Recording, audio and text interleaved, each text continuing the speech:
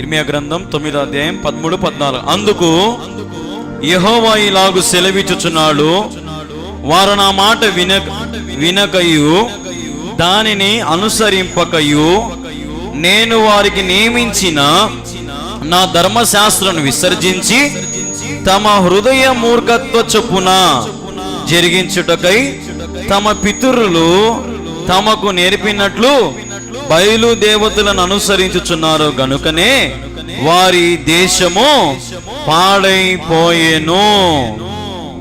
చిన్న ప్రార్థన చేసుకుందాం. ప్రార్థన. మా ప్రియమైన యేసుక్రీస్తు ప్రభువా, నీకు వందనాలు, స్తోత్రాలు తండ్రి. ప్రభువా, నేను మాట్లాడితే ఏ కార్యాలు జరగవునైనా నీవే నన్ను మరుగుపరిచి నీ బలమైన సన్నిధి నా మీద కుమ్మరించమని, ప్రభువా నీ బిడ్డలకు ఏదైతే అవసరం ఉందో దాని ద్వారా నీవే మాతో మాట్లాడమని యేసు నామములో ప్రార్థించి స్తుతించి అడిగి వేడుకుంటున్నాము తండ్రి, ఆమేన్. ఇక్కడ దేవుడు సెలవిస్తా ఉన్నాడు ఏమనంటే, నా మాట వినకుండా, నా మాటను అనుసరించుకోకుండా నేను నియమించిన ధర్మశాస్త్రమును విసర్జిస్తే, ఎవరైతే వారి హృదయ మూర్ఖత్వం చొప్పున నడుచుకుంటారో, వారి పితరులు వారికి నేర్పించినట్టు చేసుకుంటా పోతుంటారో, వారి దేశమును దేవుడు ఏం చేశాడంట? పాడైపోయిందంట. ఏమైపోయిందంట? దేశము పాడైపోయిందంట. హల్లెలూయా. దేవుని బిడ్డలారా, దేవుడు మనతో మాట్లాడుతున్న మాటలను మనం గమనిస్తే, దేవుని మాటలు మనం వినకపోతే, దేవుని మాటలను మనం అంగీకరించకపోతే, దేవుడు సెలవిచ్చిన నియమించిన ఆజ్ఞలను గాని, దేవుడు మనకు చెప్పిన ప్రతి మాటను మనము పాటిస్తే ఖచ్చితంగా దేవుడు మనల్ని బహుగా దీవించి ఆశీర్వదిస్తాడు. హల్లెలూయా. ఒకవేళ మాట వినకపోతే, ఒకవేళ నీవు దేవుణ్ణి విసర్జిస్తే, ఒకవేళ నీవు దేవుడు నియమించిన ధర్మశాస్త్రాలను అనుసరించకుండా దాన్ని పక్కన పెడితే, ఏదో నీ సొంత ఆలోచనలు, నీ సొంత తలంపులు, ఏదో నీ పితరులు, నీ పూర్వీకులు నీకు నేర్పించినట్టు అదే జీవితం అట్నే ఇంకా కొనసాగించుకుంటా ఉండి, ఏది మంచిదో ఏది చెడో ఇంకా నువ్వు అర్థం చేసుకోకుండా, ఏదో మా పితరులు చెప్పినారు, వాళ్ళు చెప్పినట్టు మేము చేసుకుంటే మాకు మంచిది అన్నట్టుగా పోయేవారు, పితరులు నేర్పించిన మార్గం నడిచే వారిని దేవుడు అంగీకరించాడంట. మరి ఎవరి మార్గంలో మనం నడవాలా? దేవుని మార్గంలో మనము నడవాల. దేవుని మార్గంలో నడవాలంటే మనం ఆయన మాటలను ఏం చేయాలా? వినాలా. ఫస్ట్ ఏం చేయాలన్న మాటలు మనము వినాలా. వినుట వలన విశ్వాసము కలుగును. వినడం ద్వారా ఏం కలుగుతుంది మనకు? వినకపోతే ఏమన్నా మీకు అర్థమవుతుందా? నిద్రపోతా ఉంటే మీకు ఏమన్నా అర్థమవుతుందా? లేచి అట్ట ఇట్ట తిరుగుతుంటే మీకు ఏమన్నా అర్థమవుతుందా? ఏం అర్థం కాదు. వింటే మీకు ఏం కలుగుతుంది? వింటే వినుట వలన విశ్వాసం. వినుట వలన విశ్వాసం. మీరు దేవుని మాట వింటే ఆటోమేటిక్ గా మీకై మీరే యేసు ప్రభు మీద విశ్వాసం పెంచుకుంటారు. మనం కొంచెం వింటాము, కొంచెము వినం. ఒక్కరవ యేసు ప్రభు గురించి తెలుసు, మిగతా సగం యేసు ప్రభు గురించి మనకు తెలియదు. ఊరికే భక్తి చేస్తాము, ఊరికే విశ్వాసంగా ఉంటాం, కానీ నిజమైన విశ్వాసం, పరిపూర్ణత, సంపూర్ణ శక్తి, పూర్ణ బలముతో, పూర్ణ ఆత్మతో ప్రభుని మనం మహిమపరచలేం. ఆ రీతిగా మనం జీవించలేం. దేవుడు మనతో మాట్లాడుతున్న మాట, ఆయన మాటలు తప్పకుండా వినాలా. ఆయన మాట వినడం మాత్రమే కాదు, విన్న వాటిని, ఆయన ఇచ్చిన ఈ బైబిల్ని, ఈ వాక్యాన్ని నువ్వు అనుసరించి దాన్ని పాటించాలా. ఎవరో చెప్పింది, ఏదో చెప్పింది నువ్వు వింటే, ఏదో వాళ్ళు చెప్పారు, వీళ్ళు చెప్పారు, మా వాళ్ళు అట్లా చేశారు, మీ వాళ్ళు ఇట్లా చేశారని మనం మనుషులను చూసి నడుచుకుంటే ఖచ్చితంగా మనము మన చేతులారా మన జీవితాన్ని, మన బ్రతుకులను మనము పాడు చేసుకున్న వారం అయిపోతాం. ఆయన మాట వింటే మనకు కీడు జరిగినా కీడు నుంచి తప్పిస్తాడు ఆయన. హల్లెలూయా, హల్లెలూయా. ఇప్పుడు దేవుని మాట మనం వింటే, మీరు బాగా, నేను చెప్పింది మీకు అర్థమవుతుందో నాకు తెలియదు, కానీ దేవుని మాట మనం వింటే, ఒకవేళ మనం కష్టంలో పడినా, శ్రమలో పడినా, వ్యాధులో పడినా, దేవుడు మనల్ని ఉన్న పాటన మనం లేవనెత్తుతాడు. హల్లెలూయా. ఒకవేళ ఆయన మాట మనం వినకుండా ఇష్టానుసరమైన జీవితం జీవించి ఎట్టబడితే ఎట్లా మనం ఉంటే, ఆయన చూసి చూడనట్టు ఉంటాడు. ఆయన సహాయం చేయాలని అనుకుంటాడు, కానీ నువ్వు చేయించుకోలేవు. ఎందుకంటే ఆయనను విసర్జించినావు. ఆయన మాటను ఖాతరు చేయడంలే, ఆయన మాటను లెక్క చేయడంలే, ఆయన ఇచ్చిన ఈ వాక్యాన్ని ప్రేమించడంలే, నువ్వు సంఘాన్ని ప్రేమించడం లేదు, సహవాసాన్ని ప్రేమించడం లేదు, రొట్టె విరుచుట, బల్ల తీసుకోవడంలో, ద్రాక్షరసం తీసుకోవడంలో అసలు నువ్వు ముందుకు రావడంలే. బాప్తిజం తీసుకోవడానికి ఇంకా ఆలోచన, దేవునితో సమయం గడపాలంటే ఆలోచన. చూడండి, ఈ రోజున మనము దేవుని మాట వినడానికి ఎన్ని ప్రయాసపడుతున్నామండి. ఒక ఆదివారం చర్చికి రావడానికి ఎన్ని జయించాలనో, అవునా కదా? ఒక ఆదివారం చర్చికి రావాలంటే ఎన్ని జయించాలనో. పొద్దున్న లేచినప్పటి నుంచి అందరికి సక్కపెట్టి దిద్దుబాటు చేసి అన్ని చేసి వంటలు చేసి టిఫిన్ చేసి అన్ని చేసి పెట్టి ప్రార్థనకు వచ్చేకల్లా 11 అవుతుంది. పాపం, ఎంత జయించాలా? అదే దేవుని మాట వింటే, నీ కుటుంబం అంతా దేవుని మాట వింటే. ఇప్పుడు ఉదాహరణకి ఇంకొక చిన్న ఉదాహరణ చెప్తాం మీకు. భార్యకేమో ఆదివారం తెల్లారుజామునే ప్రార్థనకు పోవాలనిపిస్తుంది. ఎందుకంటే భార్య ఎవరి మాట వింటుంది? దేవుని మాట వింటుంది. భర్త దేవుని మాట వినడు, త్రాగుబోతాడు, తిరుగుబోతాడు, వ్యసనపరుడు, సంపాదించి తెచ్చి పెడతాడు. అట్లాంటి మనసు అంటాడు, ఏమే ఈరోజు ఆదివారము, నేను వారం అంతా కష్టపడి పనికి పోయి వచ్చే, నాకు ఈ పొద్దు నువ్వు చేసి పెట్టకుండా చర్చికి పోతావా, ప్రార్థనకు పోతావా, నాకు అన్ని చేసి పెట్టు, నాకు టిఫిన్ పలానా పూరి చేయి, పలానా ముక్కలు చేయి, పలాంది చేసి పెట్టు, పలాంది తినేస్తా నేను అని అంటాడు.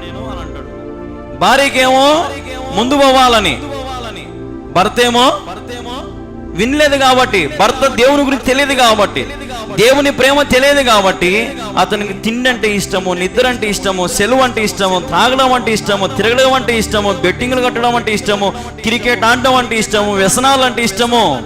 ఎందుకంటే ఎవరి మాట వినడం లేదు. భార్య ఏమో నసుగుతా తిట్టుకుంటా చేసి పెట్టి, సరే నేను పోతున్నాం కదా, చేసి పెట్టిన తిను, మళ్ళీ తిను, పరిగెత్తుకుంటా చర్చికి వస్తుంది. పాపం, ఎందుకంటే ఈమె ఎవరి మాట వినింది? దేవుని మాట విని.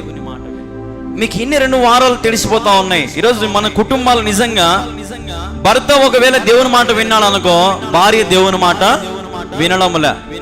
ఒకవేళ భార్య దేవుని మాట వినిందనుకో, భర్త దేవుని మాటను వినడంలే. ఒకరి మీద ఒకరు పోటీలు పెట్టుకొని, నువ్వు పోతే చర్చికి నేను రాను, నువ్వు చర్చికి మానుకో నేను పోతా. ఇట్లుంటాయి కొంతమంది ఇళ్ళల్లో. నువ్వు ఇంటికాడ ఉండు, నేను పోతా చర్చికి. లేదంటే నువ్వు పో, నేను ఇంటికాడ ఉంటా. ఇంటికాడ 10 కోట్లు బంగారు నెట్టు, 10 కోట్లు లెక్కున్నట్టు. చూడండి, ఈరోజున మనం దేవుని మాట వినడానికి నిజంగా ఆసక్తి చూపించడంలే. అందుకే ఇక్కడ దేవుడు అంటున్నాడు, పాడైపోతారంట. ఏమన్నా నేను చెప్పిన మాట వాక్యంలో ఉందా? వాక్యంలో ఉంది. దేవుని మాట వినకపోతే నిజంగా నువ్వేమైపోతావు? పాడైపోతావు, చెడిపోతుంది నీ కుటుంబం, నీ బిడ్డలు చెడిపోతారు, నీ భర్త నీ లోబడరు దేవునికి, నీకు అసలు ఇదే కథ, అసలు ఏం జరగదు ఇంకా నీ జీవితంలో. నువ్వు సంతోషం అనుభవించలేవు. ఈరోజు నీ జీవితంలో దేవుడు నీకు తోడుగా ఉండాలంటే చూడండి ఒకసారి కీర్తన 27, కీర్తనలు 27, కీర్తనలు 27 9వ వచనం. నీ ముఖమును నాకు దాచకుము, కోపము చేత నీ సేవకుని తొలివేయకుము, నా సహాయకుడవు నీవే, రక్షణకర్తకు నా దేవా, నన్ను దిగనాడకము, నన్ను విడువకుము. హల్లెలూయా. మరి దేవుడు నిన్ను దాచిపెట్టాలా, దేవుడు నిన్ను కాపాడాలా. మరి అప్పుడు నిజంగా దేవుడు నీకు సహాయం చేసేవాడిగా, నీకు నీడగా, నీకు అండగా, నీకు కొండగా దేవుడు ఉంటాడు. కానీ మనం చేసే పొరపాటు ఏంటంటే, ముందు స్టార్టింగ్ దేవుని మాట మనం అసలు వినం. దేవుడు ఖచ్చితంగా చెప్తాడు, ఇటు చేయొద్దు, అది చేయొద్దు, ఇటు పోవద్దు, వాళ్ళ మాట వినొద్దు, వీళ్ళ దగ్గర కూర్చోవద్దు, ఆ పని చేయొద్దు, వీళ్ళ గురించి అవసరంలే, వాళ్ళ గురించి అవసరంలే, భక్తి చేసుకో, బైబిల్ చదువు, పాట పాడుకో, పని చేసుకో, మందిరానికి రా, ప్రార్థన చేసుకో, పని చేసుకో, సాపులు వేసుకొని దేవుడు ఖచ్చితంగా చెప్తాడు. ఖచ్చితంగా నువ్వు ఉండాలని, పొరపాటు నువ్వు చేయకూడదని, పాపము నువ్వు చేయకూడదని, సైతానుగాడు చెప్పినట్టు నువ్వు ఉండకూడదని దేవుడు నీ జీవితాన్ని ఖచ్చితంగా చేస్తాడు. కానీ ఆ ఖచ్చితాన్ని తట్టుకోలేవు. ఇప్పుడు ఉదాహరణకి ఒక రూమ్లో మన పిల్లలను మనం బంధించినాం అనుకో, లాస్ట్కి వాడు ఏం చేస్తాడు? పారిపోనన్నా పారిపోతాడు, పారిపోడా, గోడకు బొక్కైనా పెట్టుకుని పారిపోతాడు వాడు. అవునా కాదమ్మా? కిటికీ ఊడు తీసుకునైనా పారిపోతాడు, లేదంటే ఏడుస్తాడు, లేదంటే ఏంది కఠినత్వం, ఏంది శిక్ష, ఇంత ఖచ్చితంగా నా వల్ల కాదు. కొంతమంది భార్యలు అంటారు కదా భర్తలతో, ఇంత ఖచ్చితంగా బతకాలంటే నేను బతకలేను. యాడికి పోయినా నీకు చెప్పాలా, ఎవరికి పోయినా నీకు చెప్పాలా, ఎవరితో మాట్లాడినా నీకు చెప్పాలా, అవునా కదా? ఖచ్చితంగా నేను ఉండలేను. భర్త అంటాడు భార్యతో, ఏమే నీకు అన్ని ఖచ్చితంగా అన్ని చెప్పాలనా? నేను చెప్పాను ఖచ్చితంగా, ఏం చేస్తావు? చూడు, ఖచ్చితంగా మనం ఉండాలంటే నిజంగా అసలు ఉండలేం. కరెక్ట్గా మనం ఉండాలంటే అసలు మనం ఉండలేం. ఎన్ని మోసాలు ఆడతామో, ఎన్ని అబద్ధాలు ఆడతామో, ఎన్నో రకాలుగా ఒకటి కాదు, రెండు కాదు, కానీ ప్రతి నిత్యము మనం ఖచ్చితంగా ఉండాలనుకుంటాం, కానీ మనము ఉండలేం. ఎన్నో పొరపాట్లు, ఎన్నో లోపల ఆలోచనలు, ఎన్నో మనస్సాక్షి కుళ్ళిపోతా ఉంటది. కొంతమందికి అయితే కుళ్ళుకొని లోపలంతా అసూయలు, పగలు, ఖచ్చితంగా ఉండే మనసు ఉండదు. పైన ఒకటి లోపల ఒకటి మాట్లాడే వాళ్ళు ఉంటారు. ఈరోజు ఎంతో మందిని మనం చూస్తా ఉన్నాము. అటువంటి వారు దేవుని దృష్టిలో ఖచ్చితంగా పాడైపోతారు, నరకానికి అప్పగించబడతారు. దేవుని ప్రేమించిన వారు, ఆయన నీతిని ప్రేమించిన వారు, మొదటగా ఆయన నీతిని, ఆయన రాజ్యాన్ని ప్రేమించేవారు ధన్యులు.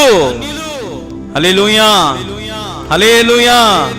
బిగ్గరగా చెప్దాం అందరం, హల్లెలూయా. ఆయన రెక్కల చాటున దాక్కోండాలి. అది నేను చెప్పేది మీకు. ఆయన గుడారపు మాటన మీరు దాక్కొని ఉండాలి. అప్పుడు నీకు కలిగిన ఆపదలన్నిటిని దేవుడు తొలగిస్తాడు. నీకు కలిగిన ప్రతి దుఃఖాన్ని దేవుడు తీసేసి నీకు ఆనందముని ఇస్తాడు. నువ్వు దేవుని మాటే వినకపోతే ఏం జరుగుతాయి? ఇంకా నువ్వు ఎన్ని ప్రార్థనలకు వస్తే ఏమి, ఎన్ని కుటుంబ ప్రార్థనలకు వస్తేనేమి, ఎన్నిసార్లు బల్ల తీసుకుంటే ఏమి, ఎన్నిసార్లు బాప్తిసాలు తీసుకుంటే ఏమి.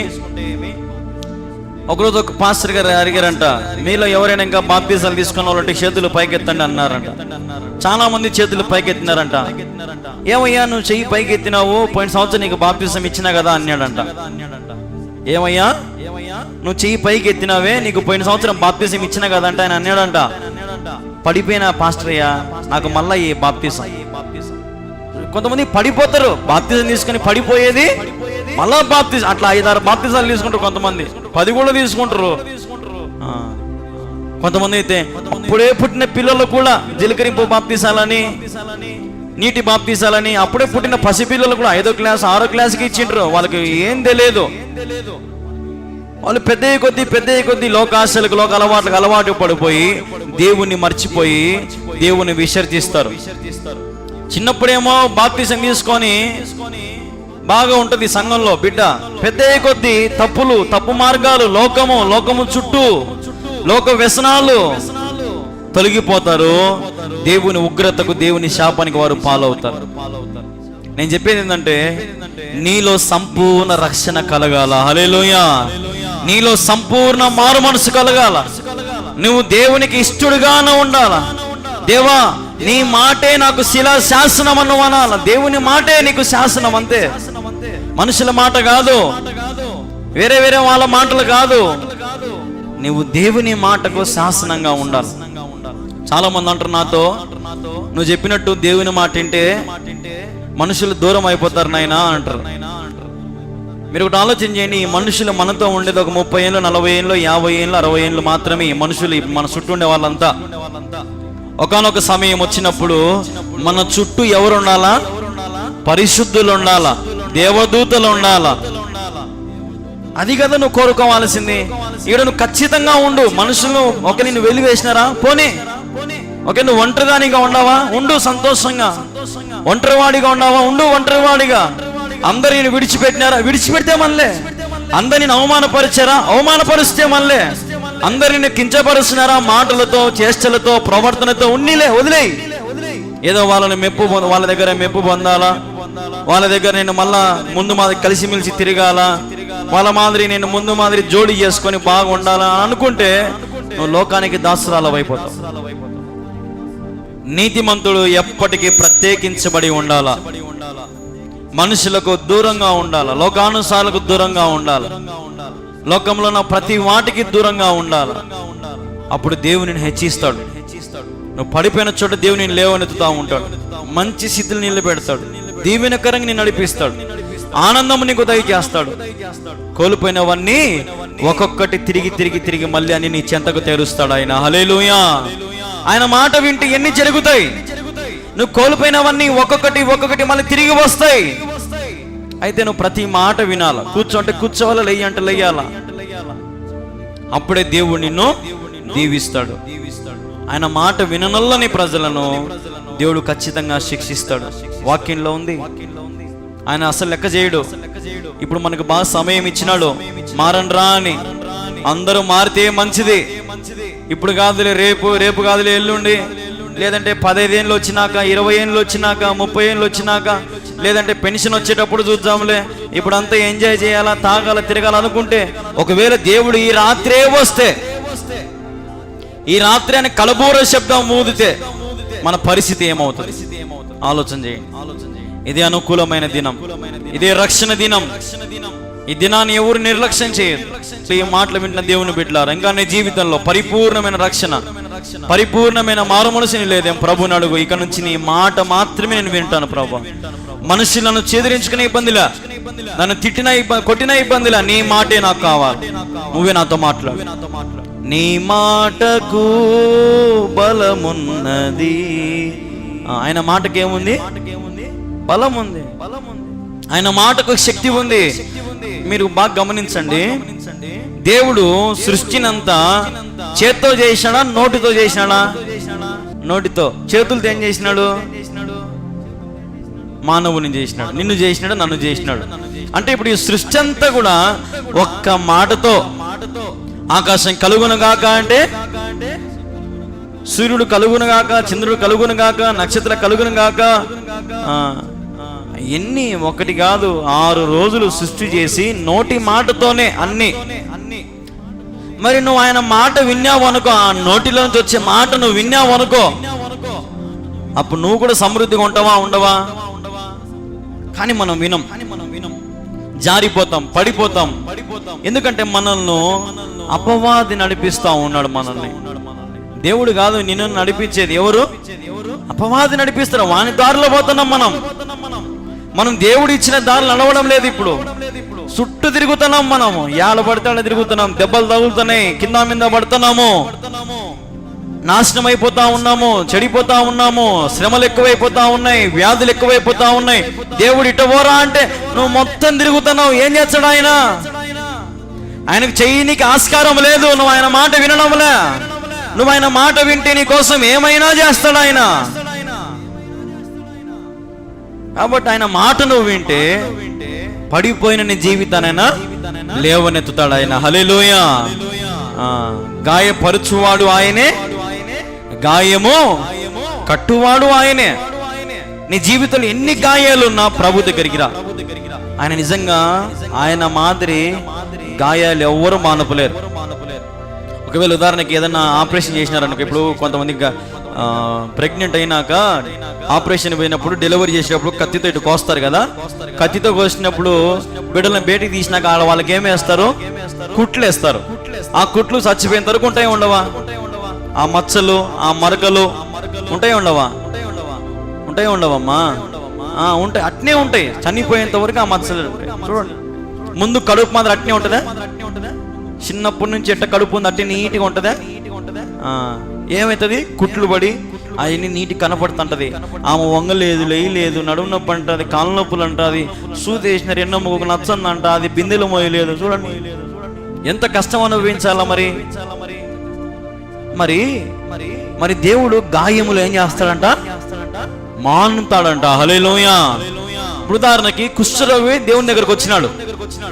కుష్ఠరోగికి వల్లంతా నీసు కాడుతా ఉంది, గుల్లలు, చేతులు బాగలేవు, ఏండ్లని ఎలుకలు కొక్కులు నాన్న కూడా తినేసిన, ఏళ్ళు, ముక్కు లేదు, నోరు లేదు, మొత్తం తలలోంచి అరికాల వరకు అంత కుష్ఠరోగం. ఫైనల్ స్టేజ్ లో ఉన్నాడు. కానీ దేవుడు తాకగాని ఏమైనాడు? ఆయింట్మెంట్ పూసినాడా దేవుడు? ఆపరేషన్ చేసినాడా? పోనీ టాబ్లెట్ వేసినాడా? ఆయన స్పర్శలో స్వస్థత ఉంది. ఇప్పుడు ఒక బొక్క, ఇప్పుడు ఈ బొక్క గాయం ఉందనుకో, ఇప్పుడు సపోజ్ ఒక మొటిమ ఉంది, మీకు మొటిమ ఇది ఉంది, ఇది పోవాలంటే పోతుంది చీమంతా బయటకు వచ్చినాక. కానీ ఆడ మచ్చ ఎప్పటికీ అట్నే ఉంటుందా ఉండదా మచ్చ? కానీ దేవుడు చూడండి, అతనికి మచ్చే లేకుండా బాగు చేసినాడు. ఎట్టయితే చిన్న పిల్లలు ఎంత బాగా ఉంటాడో ముద్దుగా అట్ట చేశాడట దేవుడు. నిజంగా దేవుడు మన గాయాలను మానిపే దేవుడు. ఆయన విరిగిన అద్దము తెచ్చి ఆయన దగ్గర పెట్టినా మళ్ళా కొత్త అద్దం మాదిరి చేయగల దేవుడు ఆయన. హల్లెలూయా.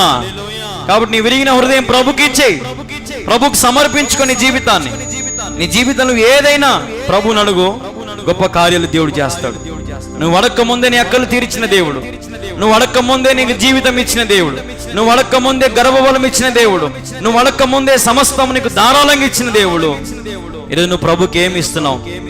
ఆయన మాట విను, ఆయన మాట విని ఆయన మాటకు లోబడు. ఈరోజు మనం 6 అడుగులు ఉన్నాం అంతే, ఎగిరెగిరి పడతారు కొంతమంది కదా, 6 అడుగులకే ఎగిరెగిరి పడతారు. మరి దేవుడు ఆజానుబాహుడు, గొప్పవాడు, 10,000లో అతి కాంక్షణీయుడు, ధవలవర్ణుడు, పూజనీయుడు. మరి ఆయన లేని గర్వం నీకెందుకురా నాయన? అంత గర్వం ఏం చూసుకున్నంత గర్వం నీకు? ఈ సృష్టి అంతా మాటతో చేసినాడు, ఆయనకి లేని గర్వం నీకేంది? ఒక చిన్న గవర్నమెంట్ ఇల్లు వచ్చా నువ్వు తట్టుకోలేవు, ఏదన్నా ఒక పని, ఒక బంగారు కొనుక్కుంటే తట్టుకోలేవు, ఒక భూమి కొంటే తట్టుకోలేవు. ఏమంత గర్వం మనకు? ఏమంత మనకి? ఎవరైనా బాగుపడితే అసూయ, ఎవరైనా ఎదుగుతే అసూయ, ఎవరైనా ఏదైనా చేస్తే పగ. చూడండి, ఏంది ఇది మనుషుల బుద్ధి?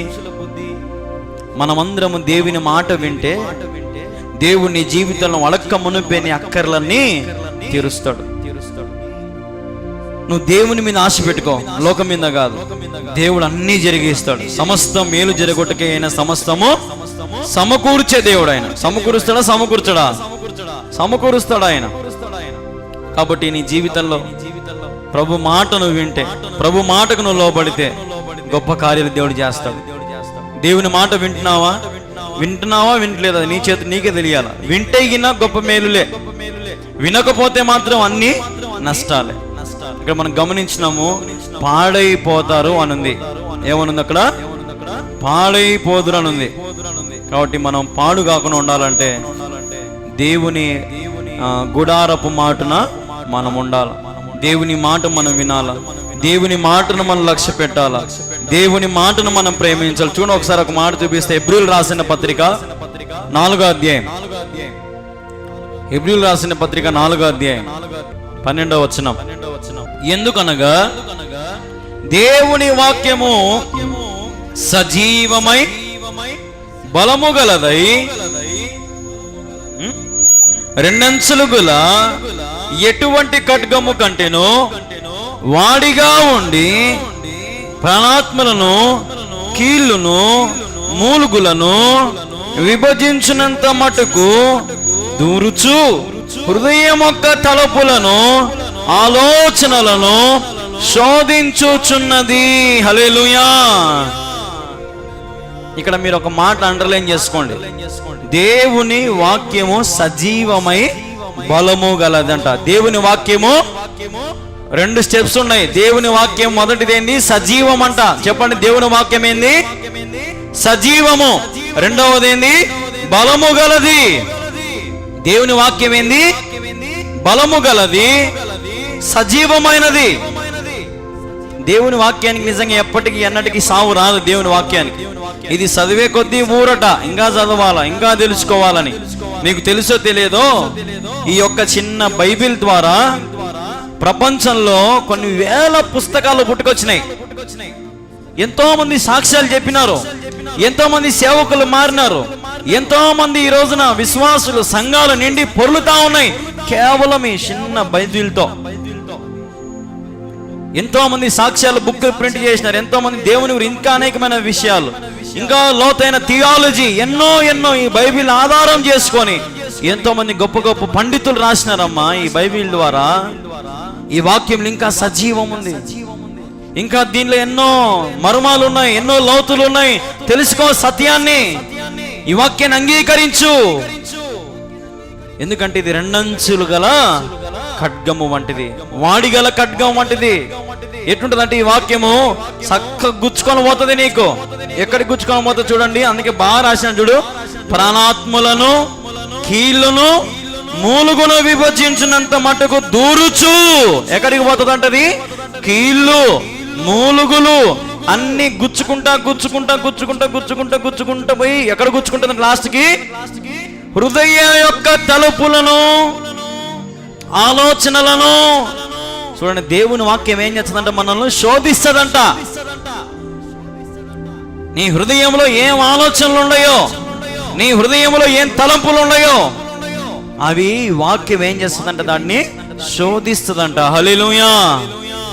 కాబట్టి నువ్వు తీర్మానం చేసుకో.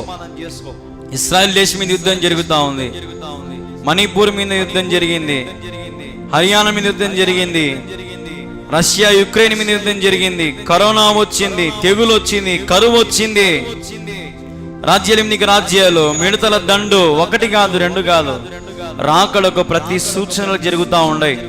దగ్గరలో ఉండం. రేపు మన పిల్లలను చూస్తామో చూడడం కూడా గ్యారెంటీ లేదు. ఇంకా ముగింపు సమయానికి వచ్చినాం. దేవుడు ఎప్పుడు ఏ నిమిషాలు వస్తాడో ఇంకా తెలియదు. నువ్వు దేవుని మాట వింటే నువ్వు పాడుగావు.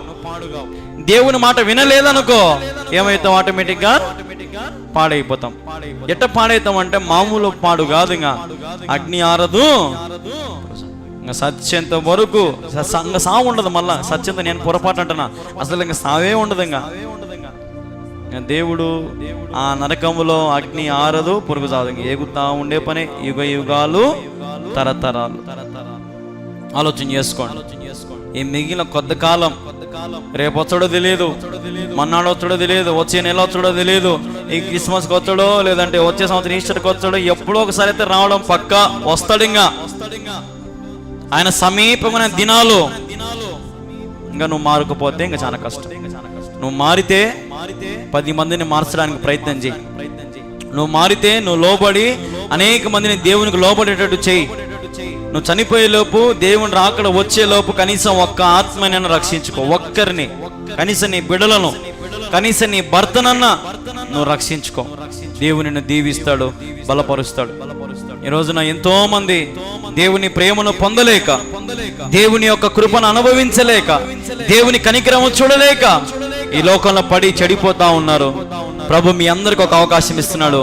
నా యుద్ధకు రండి, నేను ఎంత మాత్రం మిమ్మలను త్రోసివేయను. దేవుని యొద్దకు రండి, ఆయన వచ్చిన వారిని ఎప్పటికీ తోసేయడంట. కాబట్టి దేవుని వాక్యం సజీవమైనది, బలము గలది. నువ్వు ఏ సమస్య వచ్చినావో ప్రతి సమస్య నుంచి దేవునికి విడుదల ఇస్తాడు. ప్రతి వ్యాధి నుంచి దేవునికి విడుదల ఇస్తాడు. ప్రతి కష్టం నుంచి విడుదల ఇస్తాడు. అయితే ఆయన మాట మాత్రమే వినాలి. ఇప్పటి నుంచి నీ పితరులు చెప్పినారు, మా అబ్బగారు చెప్పినారు, మా నాన్నగారు చెప్పినారు, శుక్రవారం రోజు ఇల్లు తుడుసాలంట, మంగళవారం రోజు ఇల్లు తుడుసాలంట, బీరువాకు ఊదిగడ్డలు వెలిగేయాలంట, బీరువాకు దండ వేయాలంట, ఆ పండగ చేయాలంట, ఈ పండుగ ఆ దేవుడు మా ఇంటి దేవుడు అంట, ఈ దేవుడు మా ఇంటి దేవుడు అంట. అవన్నీ చేసినావు అనుకో పాడే కథ, పాడైపోవడమే. ఇంకా ఇప్పటికైనా నీకు బుద్ధి రాకపోతే, ఇంకా ఇప్పటికైనా నీకు మనసు పని చేయకపోతే నువ్వు దేవుని రాజ్యాన్ని చూడలేవు. మనం కేవలం ప్రేమించాల్సింది దేవుని వాక్యమే. దేవుని వాక్యం ఏం చెప్తుందంటే, మీరు బాగా వినండి, దేవుని వాక్యం ఏం చెప్తుందంటే, సమస్తము దేవుడు మంచిదని ఎంచి, సమస్తము దేవుని దృష్టిలో ఏందంట? మంచిది. కుడి చేత్తో మంచి చేత్తో కుడి చేత్తో ఆకునైనా, ఎడమ చేత్తో ఆకునైనా కుడి చేత్తో కదా. అంటే ఇప్పుడు ఎడమ చేయి పనికి రాదా? నరుక్కుందామా? చూడండి, కుడికాలు పెట్టి ఇంట్లోకి రామ్మా కోడలా, ఇంటికి కొత్తగా సంసారం చేయనీకి వస్తున్నావు. బాగా బియ్యం పోసి అడకు ఉంగురమో ఏదైనా పెడితే ఆమె దాన్ని కాలుతో తొక్కి ఇంట్లోకి వస్తుంది. వచ్చి నాకు ఒక 6 నెలలు అత్తమ్మ, నాయనమ్మ, అబ్బా, జేజీ అని మొత్తం బలి తిరుగుతుంది ఇంట్లో. మళ్ళీ స్టార్ట్ అవుతుంది సినిమా అంతా. కుడికాలు ఇంట్లోకి పెట్టి వచ్చింది, మరి మంచి జరుగుతుందా? అంటే ఇప్పుడు కుడికాలు మంచిదా? దేవుడు మంచోడా? ఆచారాలు చేస్తే మనం నష్టపోతాం. ఏదైనా సరే ప్రభుకు తగినట్టుగా మనం నడుచుకోవాలి. ప్రభు చెప్పినట్టుగా మనం ఉంటే నిజంగా నీ జీవితంలో ఏ కొరత దేవుడు ఉంచాడు. సర్వ సమృద్ధిలో ఆయన నిన్ను నడిపిస్తాడు. కాబట్టి ఆచారాలను అంగీకరించి, అన్ని రోజులు మంచివే, ఉత్తమ మంగళవారం శుక్రవారం మంచిది కాదు. కొంతమంది మంగళవారం డబ్బులు అసలు బీరువాల నుంచి తీయను కూడా తీయరు, శుక్రవారం ఉరువు తీయరు. చూసినారా ఏం ఆచారాలు? ఎన్ని కథలు పడుతున్నామో మనం. ఇవన్నీ ఒక్కొక్కసారి సేవకునికే నచ్చవు, దేవునికే నచ్చుతాయి. ఇవన్నీ చూసి సేవకునికి నచ్చవు. అమ్మ ఇట చెయ్యాకండమ్మా, తల్లులారా దేవుడు ఒప్పుకోడంటే వినరు, పోతానే ఉంటారు అట్నే. సేవకునికే నచ్చినప్పుడు దేవునికి అసలు నచ్చదు. తెలిసి చేసి తిని ఎన్నెన్నో పాపములు తరచి చూచినా తరగవు నా దోషములు. తరచి చూచినా తరగవు నా దోషములు. తెలిసి తప్పులు, తెలిసి పాపములు తరచి చూసినా తరగవంట. మనం చేసే పనులు అట్టుండయి, తరగని పాపాలు. కాబట్టి మీ పూర్వీకులు చేసింది, మీ పితరులు చేసింది అని మాత్రం వదిలేసి దేవుడు చెప్పింది మాత్రమే వినండి. దేవుడు చెప్పే ప్రతి మాట వింటే మీ ఎముకలకు సమృద్ధి, మీ జీవితంలో సమృద్ధి. నువ్వు అడుగు పెట్టిన ప్రతి స్థలము నీదే. నువ్వు ప్రతిదీ జయం పొందుకుంటావు, ప్రతిదీ గొప్ప కార్యాలు మొదలు పెడతావు. నువ్వు ఆశ్చర్య కార్యాలను దేవుడు జరిగిస్తాడు. కాబట్టి అటు కృప నీకు కావాలంటే దేవుని వాక్యము సజీవ గలదని నమ్మి దేవుని వాక్యం దగ్గర శిరస్సు వంచి దేవుని వాక్యాన్ని ప్రేమిస్తే దేవుని నిజంగా నీ జీవితంలో సమస్త ఆనందముతో సమస్త మేలులతో ఆయన నిన్ను నింపును గాక. హల్లెలూయా, హల్లెలూయా. మేలులతో నింపే దేవుడు, కృపతో నింపే దేవుడు, సమాధానంతో నింపే దేవుడు, ఆయుష్తో నింపే దేవుడు, ఆరోగ్యముతో నింపే దేవుడు, ఏ కొదవ లేకుండా సర్వ సమృద్ధితో నింపే దేవుడు మనకున్నాడు. దేవుని బిడ్డలారా, మీరు ఏ కొదవతో ఇక్కడికి వచ్చినా మీ ప్రతి కొదవ యేసు నామమున తీర్చబడును గాక.